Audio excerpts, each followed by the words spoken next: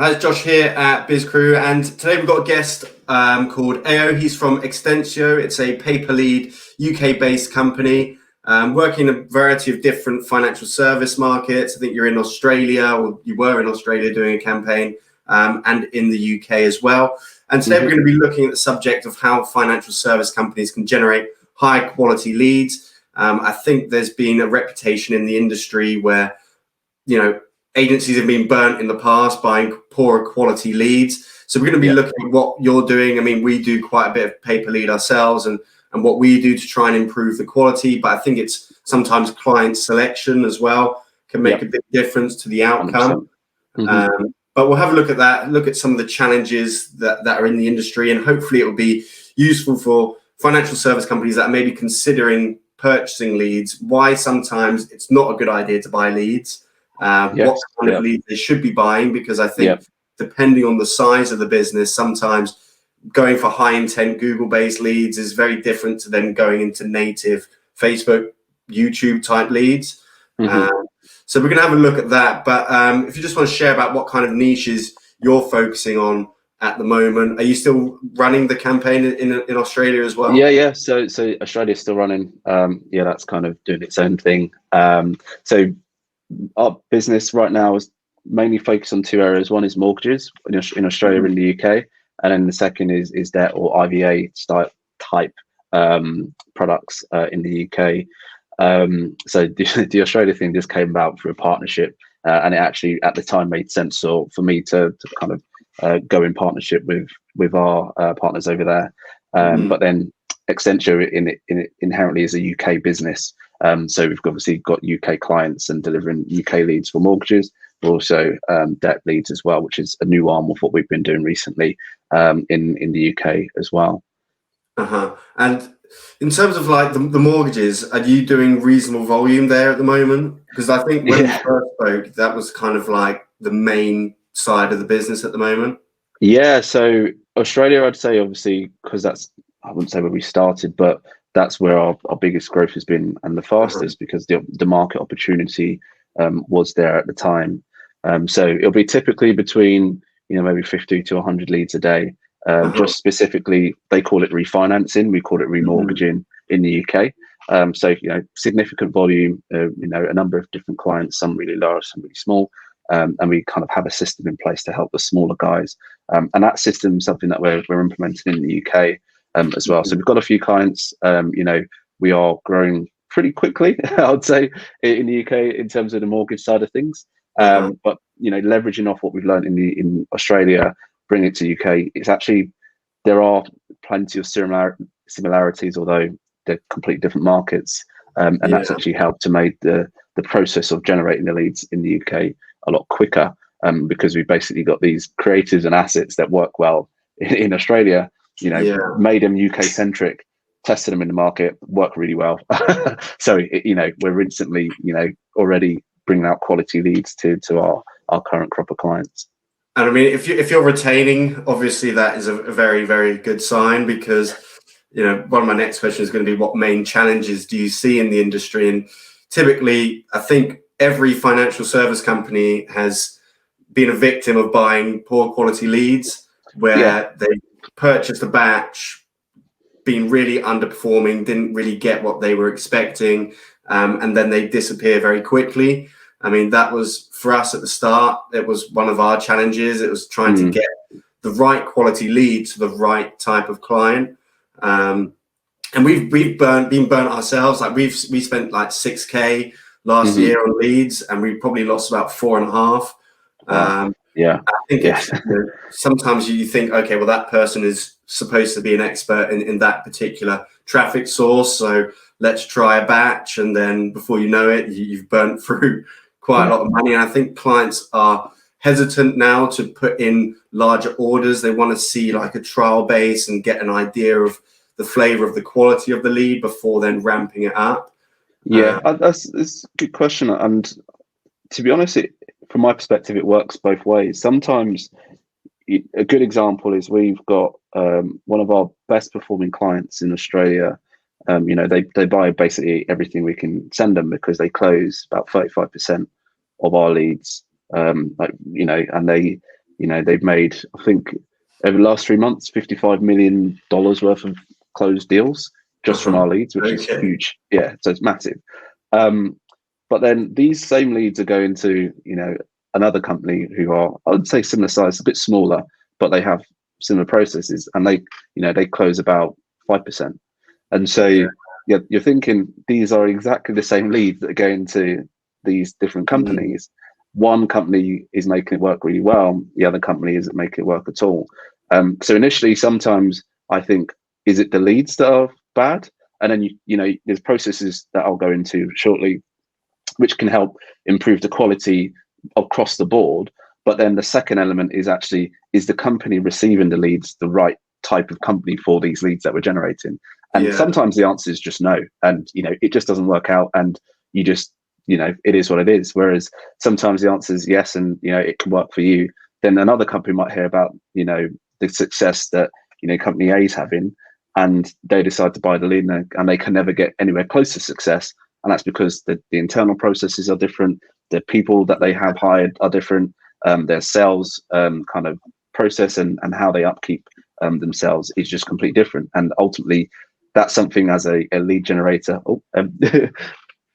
as a lead generator, you can't vouch for. You can only do what you can do on your side of the fence, which is generate the leads and highest quality leads. And so how we do that is, firstly, is the traffic source is important. As much as people might think, generating leads from anywhere is may not affect the quality. If the traffic source is Google search, 9 times out of 10, that's probably the best quality traffic you'll ever get. And actually, they tend to close really well, tend to, be straight to the point, want to do something straight away, versus somewhere like, I don't know, let's call it native ads, where, you're really picking up someone who is just on the internet somewhere, or like Google Display Network, just picking up someone on the internet somewhere. And then there's more of an education piece on, why that person needs to do X or Y. So in the case of a mortgage, or why people might want to remortgage, it could be your traffic source on Google search is great, but you're limited by the number of searches per month. So you could never really feed, hundreds of different clients, or who need, 100 leads a day. So what you need to do is use other sources. And so the quality will be from that side of things, the actual traffic source. But next is what is the flow from traffic source to becoming a lead? And so with something that is like a GDN or native, or even like a Facebook, having what's called like a pre-sale or an advertorial, or something which is explaining the process of, why you should remortgage, or, how to get the best remortgage deals today, to educate the person before they actually see a survey or some sort to collect their details, because then that actually is useful to disqualify people who are just going to be time wasters. And that's more important than actually qualifying people sometimes, because you don't want to have a bunch of leads come through, but actually every single one of them are crap. And that's ultimately what people are facing. And then next is, after people have read the read the advertorial or pre-sale, is going into a survey of some sort. So using software like, I don't know, there's many different softwares you can use, but essentially what you're doing is trying to find out more information about that individual. Again, in some cases to disqualify people rather than just qualify everyone. And then the next stage of that is, the lead capture. So the name, email, phone number. How do you do it? Are you just letting anyone through, or are you going to have use things like in the UK, there's a software called Data Soap, which essentially will live check a number to see if it's a real number. So basically, people can't put like dot numbers in there. And that obviously, the more real numbers you get through, the more higher quality, the more conversation, higher contact rate, more conversations, the more opportunities to close. And then actually, once the lead is delivered, what happens after that? Do they receive a text? Do they receive an email? Who sends that? Is it us or is it the client? And then that's your whole pipeline. At each stage, you can improve the quality so much, but ultimately the end point is the client, which obviously they still have to do their job. And so as much as I would say quality is something that we can do in-house, we do it all the time. How can we get the best quality, without calling every single lead and doing the qualification for them. It's up to the client to then close the deal once we feel that we've provided them with as much quality as we possibly can. Yeah, because I mean, for us, it's like in one particular niche, we'll offer hotkeys. So we'll call the lead and then we'll live transfer it over to the client. And yeah, obviously, when you start doing that, it then becomes in your best interest. It's funny how concerned you then start becoming with the contact rate and the actual quality of the lead, because yeah, now you're calling them in-house. So yeah, what do you want? Do you want to call 30 £10 leads that 1 in 30 are going to go to appointment? Or yeah, do you want to really work on the funnel so that only, at this point, we're like 1 in 5, 1 in 6 leads go to appointment. Obviously, yeah. they're a lot more expensive than the £10 leads. But what you're getting is you're not spending hours on the phone calling a load of people that don't want to be called. You're only calling people that have entered the phase where they're ready to actually speak to an advisor or speak to the company. And, we did it with like home improvement. And obviously, everyone, I think, when they first start with Facebook ads, we were in a home improvement space with a family friend. Yeah. We were just doing straight lead gen ads. Yeah. And he was just like, yeah, what are these leads? Yeah. Issues. Yeah. And I think that's where a lot of people had, like, when we started speaking to companies as well, like bigger companies, they said, oh, and Facebook doesn't work for us. And it's like, okay, yeah, it didn't work for us either at the start. If you were running lead gen ads, then you are just going to get like insanely poor quality leads. Yeah. And it goes back to as well as the intent. So with Google, you've got like the low hanging fruit almost, haven't you? It's like, precisely. Yeah. These are people that are searching for your product, but there's only ever going to be a limited amount of people searching for that at any given time. Whereas obviously with Facebook and Taboola, what you've got is you've got the opportunity to get someone's attention and educate them on the product and discover whether or not it's likely to be a good fit for their circumstances. And then you can sort of go through the funnel that way. And at that point, if you can get it right, then that's where you can obviously really start scaling. Precisely. Yeah. But the leads are still not going to be, because some people will be like, oh, I only buy leads that convert at 20%. It's like, okay, well, I'm guessing you're not able to scale that. Otherwise, whoever's feeding you those leads will be like insanely rich, right? Exactly. You just can't get an unlimited supply of 20% converting leads. You have to look at other traffic sources. And obviously you can still work with a company that are doing lead gen ads, and you just straight away, they're going to burn through a lot of clients, giving them poor quality leads.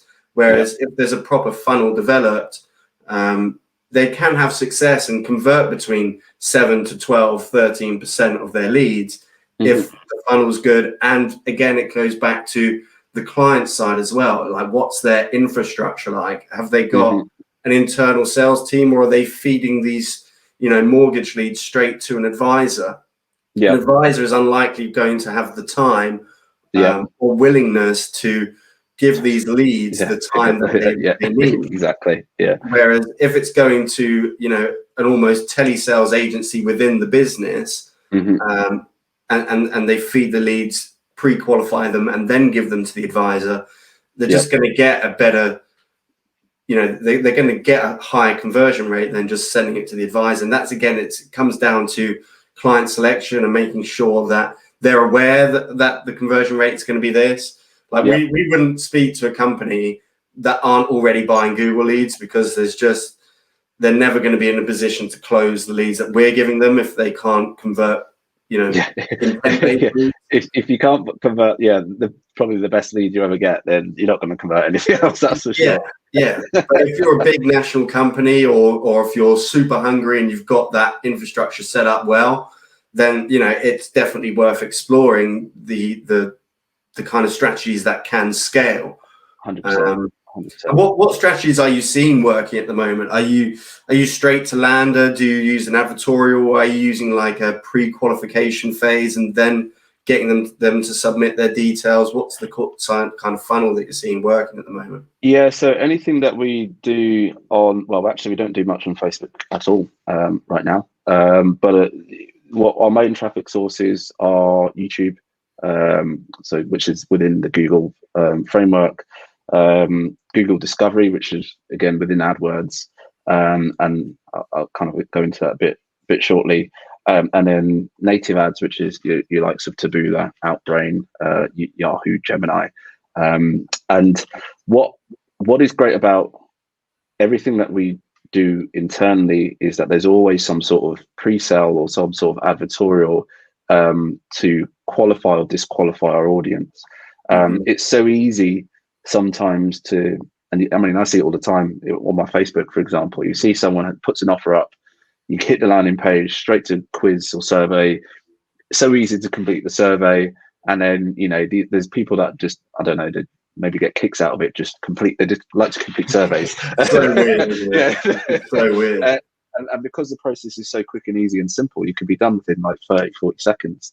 What you find is that the leads might be cheap, and generally Facebook leads are cheaper, but like you said, the quality, it's probably not worth paying for the cheaper leads, because you want to get the quality leads to go to your clients. And so that's why we use our pre-sales, because ultimately what we're trying to do is disqualify as many people as possible before they get to the, enter your detail stage. And that's important, because I don't want to be representing my business in front of my clients, giving them, just a bunch of junk. For me, it's great because, on a per lead basis, I might be earning, 60, 70% margin, but actually for my clients, it's terrible because they've got to sift through, 80% of crap to get the 20% of good, which is they're not never going to retain either, are they? Like, no, and then no one buys doing that strategy. It's in as a long-term business play, it just won't work. And ultimately, for us as a business, and you're competing against other lead gens. What differentiates you from someone else is the quality. It's always going to be quality. And so using a pre-sale helps to get the quality up, but also YouTube's great because your video is your pre-sale. So actually, within the first 10, 15 seconds, you can actually disqualify this huge audience. And actually, what you find is that the medium people communicate more and more, and now is video, especially with lockdowns and stuff. Video and Zoom has become even more normal, and so video content as a traffic source or a source of communication has become more and more important in life. And actually, because of that, people are more inclined to engage with like a YouTube ad. So, like, a lot of people are surprised when I say that, but they are really more likely to engage with a YouTube ad than they were maybe 5 years ago, because it's more normal to get educated on YouTube, and it's more normal to get entertained on YouTube as well. And then Google Discovery is, I think it's Google's answer to Facebook's platform, in a sense that it's very kind of simple to work. You've only got a few options, but what it does, if you've got an Android phone, there's like when you open Google, you can just, if you scroll down, it's got all these placements with like suggested like news and stuff. Within that, there's going to be like a card for your ad, essentially. And what you typically, or what we do, is you go from ad to advertorial to survey to lead. So that process works really well, because it's underused by a lot of people, but it's also a great source of quality traffic because it's still using a Google engine. So you're using Google, but just in a different way. It's actually quite easy to set up. And if you've got ads running on Facebook, you can convert them to, like, a working funnel on Facebook should work on Discovery pretty quickly if you know your audience as well. So that's a good option. And then Taboola, that's what we use as our native platform. And we've tried running straight to survey. Big mistake. You just don't get nothing happens. You'd think if you run straight to survey, there's less friction, which means more people are likely to complete. Because people who are going on Taboola, they might be coming from like the Independent or MSN.com or AOL.com, or they're coming from a website of high reputable source. They're already in the mode of reading articles. So the best thing you can do is put an article or an advertorial in front of them, because that's the type of stuff they've just been consuming. So then they consume your advertorial, disqualify or qualify themselves, and then if they do qualify themselves and eventually become a lead, then obviously it's a higher quality than just someone going direct to survey, which we've kind of stopped about 3 or 4 months ago, because it never really gave us the quality that we required. Yeah, I mean, one of our clients, they're like a large national business in their niche, And basically in-house, all they do is Taboola. Like in-house, Wow. that's all they do. That's all Wow. they play with. And I've been obviously had numerous meetings with them because we've been working with them for a long time. And they still get around 4% conversion rate from lead to appointment because their funnel is just a direct sort of calculator type thing. Yeah. So like they get around 4%, but we get around 30% to appointment. Wow. So our funnel is almost 10 times better than theirs. But our cost per lead is a lot more expensive. But obviously, if they were able to implement that in their business on Taboola, because I haven't been able to get to Taboola to work with our strategy. But if they could, then like they would be loving that, obviously, because it's going to reduce the amount of time that the dialers are running for their sales team. So they've got like a sales floor where the dialers are it's like a predictive dialer. So there might be 10 advisors, but there might be like 40 phones consistently just going off. And then when the line gets answered, that's when the sales agent is connected to the call. But obviously they're just burning through a lot of time and energy speaking to, again, leads that just aren't ready to be spoken to on the phone. They're just 100%. not ready to accept that call, which obviously just makes them angry as well when they do get a call and it's like, oh, I was expecting to just see this particular outcome. I'm not ready for a call.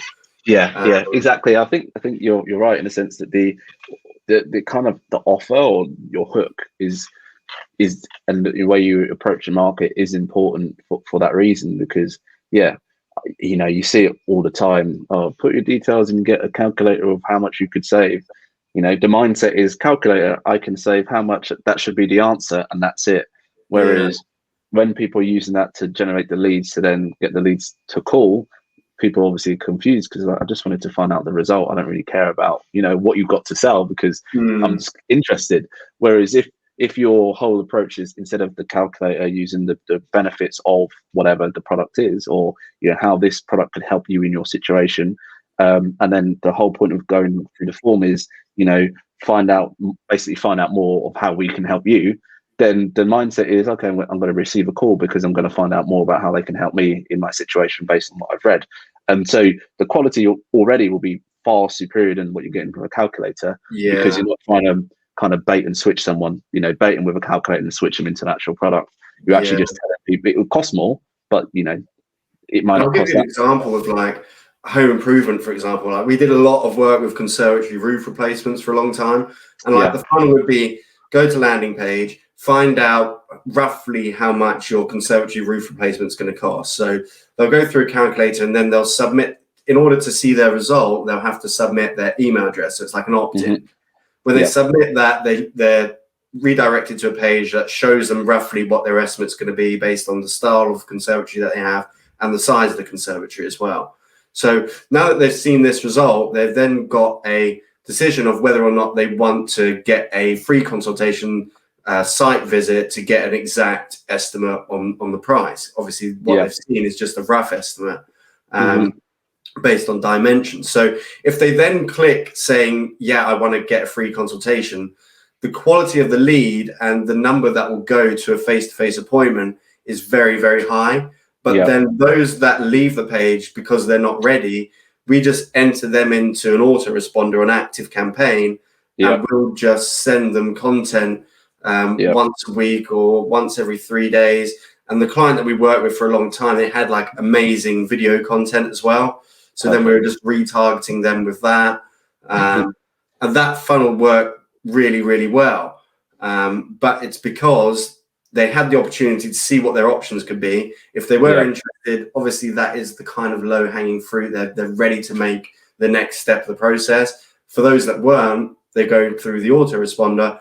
And we've always seen that the best quality leads are the ones that have gone through the whole autoresponder and then submitted their details, because they've just seen so much content at that point, and they kind of trust your marketing as well, because they've seen, a video installation of someone, or they've seen a video testimonial of a satisfied client. So especially with home improvement, because there's so many dodgy got a home improvement company in that have done poor quality work and stuff. So building that trust, that's why I like Trust a Trader and Check a Trade and everything really, do so really well, important. because people need that element of trust. So by doing that with the marketing, that obviously helped that particular funnel, but it's the same with sort of financial services or whatever. Precisely that.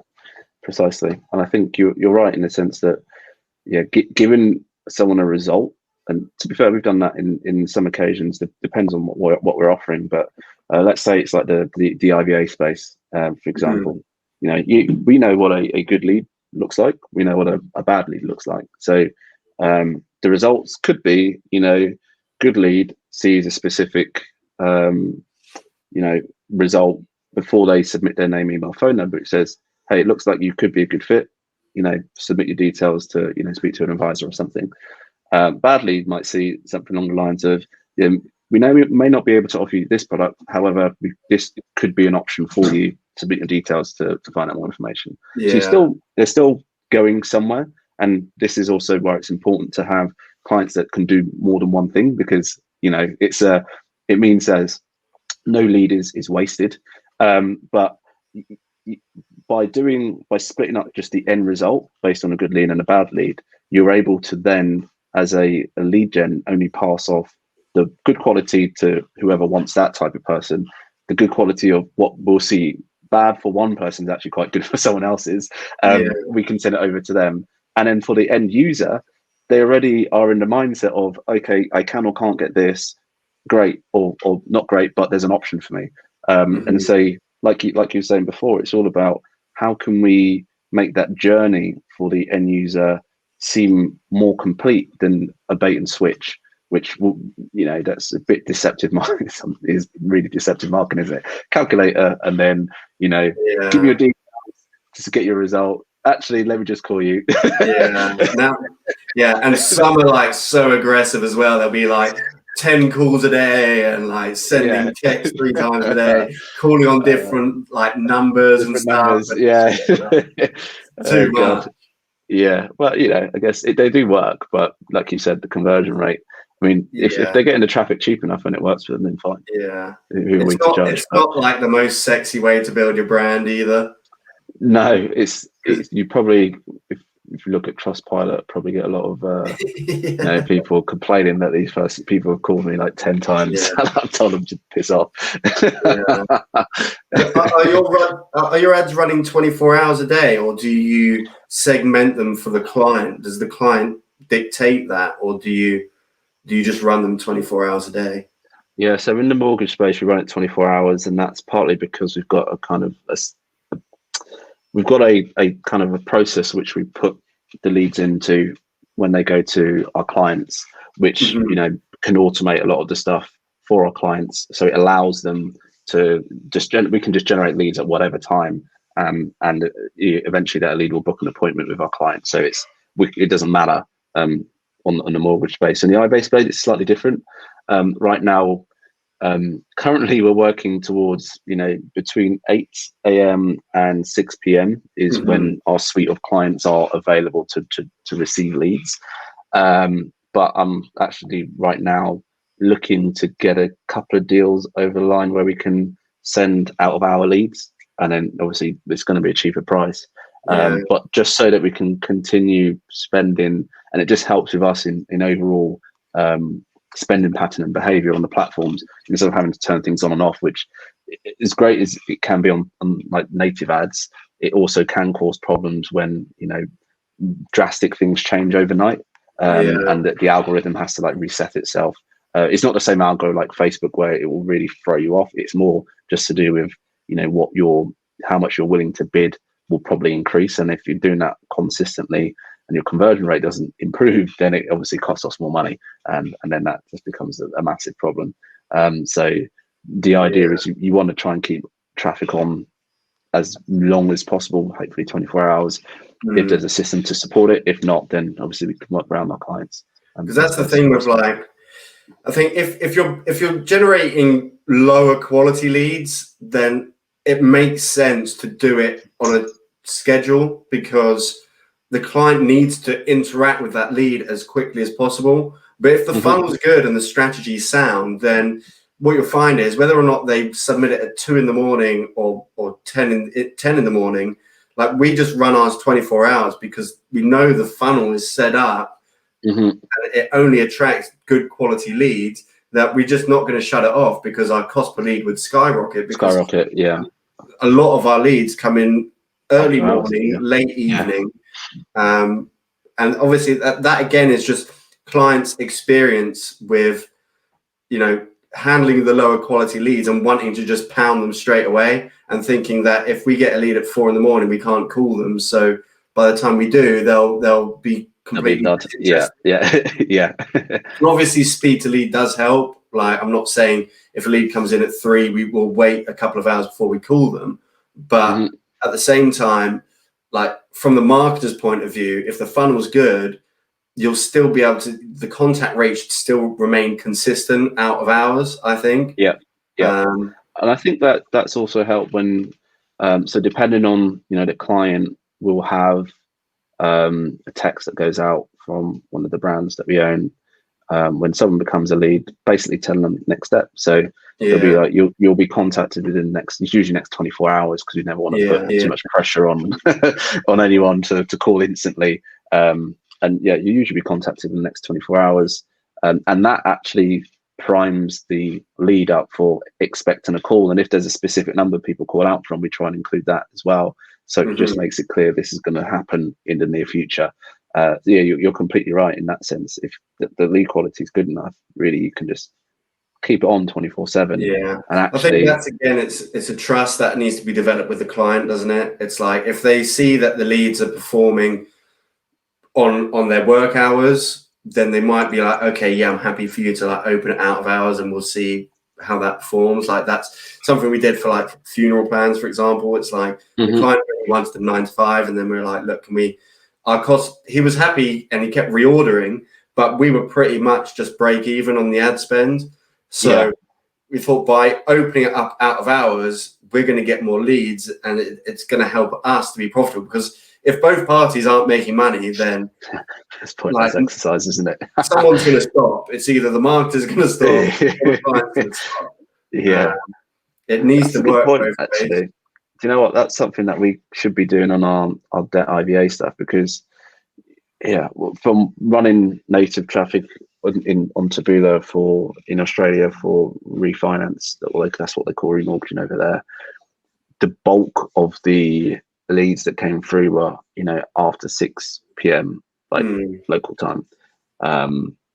And if you think about volume, but also CPL for everyone, you know, if I have a volume target of doing, you know, 50 leads a day, and during like work hours, I was only able to generate 20.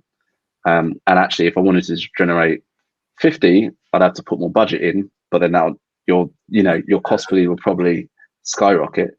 If you can massage that by ultimately having it run 24/7, and in that 24/7, what's happening is you're picking up much cheaper traffic in the evening, because that's when people have time to make decisions and, you know, go through surveys and read stuff instead of being at work or on the move. Then that actually could overall be better for both parties, because we stick around for longer because we're making money, and also the quality, as already spoken, is already good enough for it to work. So it doesn't matter if we call them, you know, someone who fills out a form at 10 p.m. at night doesn't expect to call anyway. And if you did call them, they'll tell you to piss off, because they don't need a call then. And so actually, in that sense, it probably does make sense to have a 24-hour campaign as long as the quality is there, because, you know, you don't need the speed to lead for you to close the deal, or for your clients to close the deal. Yeah, you've also got the problem of obviously targeting, like with debt, you've got the problem of targeting audiences that are likely going to be employed during working hours and probably aren't scrolling through their news feed or you know, reading articles on news sites where your Taboola ads are running. So by having the opportunity to run later at night, it just gives you the opportunity to get those leads that otherwise you would not have the opportunity of generating. But again, I think it goes back to the client, doesn't it? Because I think that's another important side of things when it comes to lead generation and clients getting burnt in the past, it's obviously like the onus is always towards the marketing agency, and the client doesn't take too much responsibility. But I think it has to be, it's always a combination of the two. Like if you're generating poor quality leads, then it doesn't matter who you give them to. You could give them to the best operating company and they're still not going to convert them. But if you're getting reasonable, good quality leads, but you're feeding it to a company that has got like one advisor who has never had to call leads in the past, that it's not going to last 5 minutes. Like, for example, if they haven't got a CRM, then big shot. It's just not going to work. The first step of qualifying whether or not a client is going to be any good is like, do you have a CRM? If no, then it's like, oh god. Are you buying leads at the moment? Again, if the answer is no, then it's like not going to be a good fit. It's not going to be a good fit, and that's kind of like what I alluded to at the start. I think a lot of times when people talk about the quality of the lead, they talk about, did my company close any deals or not? And sometimes so for example, the example I gave where we've got one mortgage client that's closing 35%, the other one's closing at 5%. The leads that are going to both clients are exactly the same. So is that a lead quality issue, or is that now that's got to be like an internal client issue? Have you ever tried to like sort of identify where that problem could be? Like I've had examples sometimes where the client have been in the similar position as you, and I'll submit my details on my own funnel and wait for someone to call. And so, like, there's been times where I just never even got a call. And it's like, then I go to the person that I negotiated with, and I was like, I submitted a lead on Monday. It's now Wednesday. I haven't heard anything. Like this. Yeah. So we've done that. Problem. We've done that as well. We've done that. And it's actually eye-opening when you do it, because you're like, oh, so this is the reason why. It's a bit clearer now. I get a better picture of the process, what's happening or what isn't happening, and ultimately, it's obviously a difficult conversation to have, because I don't want to go to the client and say, actually, it's because you're just not doing the right things. But ultimately, as someone who's also providing leads, we've got to think about what's the more beneficial thing. We just provide leads to everyone, and people who say our leads are crap then go and tell all their mates that the leads are crap, or actually kind of confront it and say, the leads aren't crap, these guys are converting at 10%, these guys are converting at 15%, what are you doing differently? I know their process, maybe we can help each other get better results from the leads that we're generating. For sure. And that, I think, when it comes to leads as well, if someone's looking for a trial, and they want to do 10 leads or 15 leads, it's not a big sample size, and if people are going to kind of generate their opinion based on that small number, it's going to be very difficult. If you have two great conversations, and then you're more likely to buy. If you have two terrible conversations, you're more likely not to buy. But it doesn't really tell you anything, because if I give you 50 to 100 leads, you're probably going to get 80% really good conversation. But the issue was the 20% bad conversation to start at the start. Like you need statistical significance, obviously, don't you? Because it's like we've got an active sheet that it's like we'll highlight them when they go to hotkey or whatever. And sometimes statistically over hundreds and hundreds of leads, it's 1 in 3. But sometimes you'll get 12 in a row that don't go, and then you'll get the next 6 that all go. It's like the roulette machine where you're spinning and you're hitting black every time, and you're like just waiting for red to hit, and you're getting a deeper hole as a result. Exactly. And that's what you're doing with your client. You're getting in a deeper hole where there's no statistical significance that they can really assess the performance on. Precisely. And I think trials are important, because at the end of the day, for me anyway, it works both ways. So a trial should be, for the client is, can I contact these leads? Really, are they good conversations? Can I make them work? Not necessarily have I closed any deals, because that will come over time if you're having the right conversations. Mm. But then most people think if I haven't closed a deal, then it's bad. But again, that's a kind of another whole stream of stuff. But then the Yeah. other element is, from our perspective, is this client's process, are they doing the right thing? Are they keeping me updated? Are they, actively working the leads? What's their call dialing cycle like if they haven't picked up? Or are they just saying, oh, I didn't have a conversation with two people. Oh, these are crap. And how many times you call them? Once. Okay. Mm. And you can kind of gauge fairly quickly early on the type of client you're going to be working with from our Yeah. perspective, Yeah. based on, are they texting you about things? Are they keeping you updated? Are they wanting to make this work, rather Yeah. than, stay silent and then boom, these are crap. Yeah. Okay. You can feel it out pretty much straight away. Yeah, Um, yeah, definitely. is everything you Um, do, is it on a pay per lead, or do you do, because like we do pay per appointment with our client, because we tried to get in the front door with them so many times, they just weren't interested every time we said, oh, these leads are converting at this, and they just weren't engaging with us. Then when I yeah. said, oh, we'll do this per appointment, because we already knew our stats, they were like straight away, email me back, we're on the call within a couple of hours, and because that's what they Nice. wanted. Yeah. Uh, if you know Yeah. what So you can offer it, then obviously it's so much easier to get your foot in the door. yeah, so doing paper lead, debt space, mortgage space, done that paper appointment in mortgage space in Australia. Won't do it in the UK because the margins don't make sense. Um, it so we've gone back to paper lead because I guess it's partly due to the system that we've created.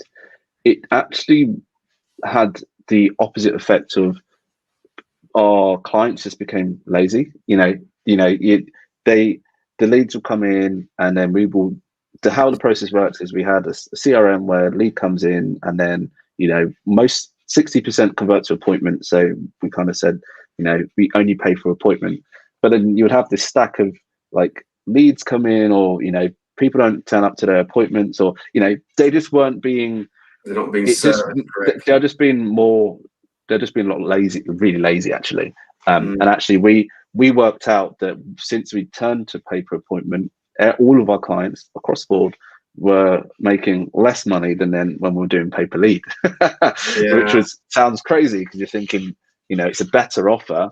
In terms of numbers, actual numbers, it wasn't that much more expensive for the paper appointment.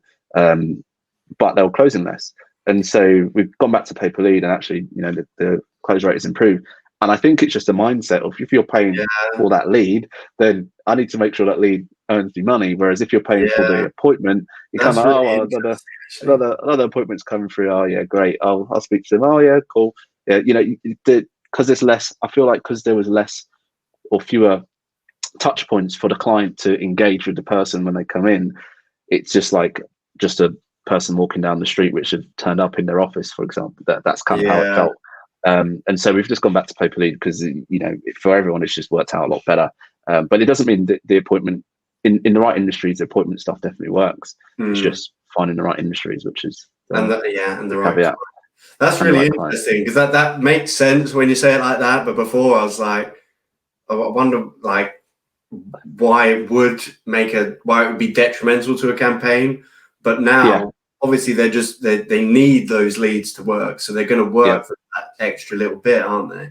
precisely. Yeah, That's it's just, I think it's just a mindset thing, when it comes to how you package is it per lead or is it per appointment? And I Yeah. think once people get over that kind of initial mindset hurdle, some can make it work, but we found the vast majority just didn't make the appointments work. But that's Australia, so a completely different market. In the Mhm. UK, in the mortgage space, I just because of the margins within the mortgage space, it's not as favourable as in Australia. It just probably couldn't work for the pricing that we would need for it to work for us as well, conversion rate wise.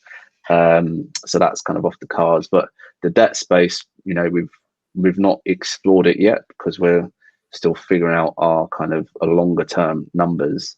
But I reckon it could be something that could work really well, actually. But then again, a lot of these companies have their own, in-house processes. So it only work with the guys that are, smaller, have smaller teams, but want to scale quicker. But they just don't want to hire like their own outside sales team or whatever to do it. We basically can do that for them by just giving them appointments straight away. Okay, cool. And do you normally operate on a minimum order quantity? Yeah. So minimum for now, because of obviously a lot of people have been burnt. So minimum. We tried to go to 50. It's coming down all the time. Well, 50 is the number really. That for us, it gives you a lot of like a statistical data. Anything lower than that, you get into the realms of good weeks, bad weeks, and it's just it's not very useful information. So 50 is the number. In some scenarios, we'll go slightly lower, but not much lower, just to give people a flavor of what we're doing. And then if they like it, great. If they don't like it, we'll see why they don't like it. And then we'll figure out if it's something that we can actually help improve, or is it just the way that the nature that they've set up, it just isn't going to work for them in the long term. Mm-hmm. And how long is the sort of setup? Is there a setup period time, or is it pretty much if someone decides that they want to try out 50 within 24 hours, you could be starting to deliver the leads? Yeah, so it's usually within 24 to 48 hours, you can start receiving leads. So as soon as you're ready to go, we just get a few bits of information from you, and then once that's ready and rocking, we can get you hooked into our systems fairly quickly. So really quick turnaround. I think that's beneficial when people are really trying to just get volume or kind of get some sort of decision made within a fairly short amount of time. And do you say like, okay, we're going to do 10 a day for the general, like the trial of 50, just so you can get an idea of how they're performing as you're going along, or do you be like, okay, we'll deliver the 50 tomorrow? Because we'll stagger it across a time period. So we stagger it across time periods as well, because it gives you a better representation. 50 in one day would be pretty crazy, and it doesn't give you a fair representation of what the possible outcomes could be over a extended period of time. So we usually stagger it over a week or 2 weeks, depending on what the client wants. But definitely minimum a week. Otherwise it just doesn't work. Okay, nice. And are you accepting clients at the moment? Like, how can people find you if they want to work with you? Are you open to exploring different niches at the moment, or are you fixed on certain markets that you're focusing on? Yeah, so actually we are in that kind of cool phase where we're exploring different niches at the moment. If you want to find me, you can just hit me up on LinkedIn. My name, Ayo Bakari. I'm sure it's here somewhere, or just my company, Extensio. I'll put a link in the description of the video as well. Oh yeah, awesome. And just message me, and I'm usually fairly active on there, and I can message back. So we are in the process of adding one other right now, or trying to add one other. So things in the mortgage space, great. Sing along, kind of. We don't really have to not do much. We know it works, and we've got processes in place to optimize all the time. The debt is one new space newish space which we're in. I wouldn't say it's newish space which we're in right now, and we're just building the client base there, and we've got room for one other, whatever that other is. Who knows? But I'm really keen to potentially go into something like a claims, or or something along the lines where there is a good sized payout for the clients, because generally if the payout's good for the clients, it means that we're able to, and the market's broad enough, then it means that we're able to generate leads at scale. And ultimately that's what we want to do in all the markets that we're in. It's not trying to find like your micro kind of city specific or region specific entities. It's more it's very difficult to do anything. It's what can we do that can appeal to a wide audience, and the larger the audience appeal, the better, because actually it gives us more opportunity to help our clients generate high quality leads, not just leads, high quality leads through our processes. Okay, nice. Well, it's been good talking to you, AO. Like I Yeah, said, I'll leave your description, some info below, how people can get in touch with you if they've got any questions or if they want to potentially work with you. But yeah, nice. appreciate that. And it's been good catching up. No worries. Yeah, appreciate you catching up. Been a pleasure. And yeah, look forward to speaking to everyone soon. Cheers. Awesome.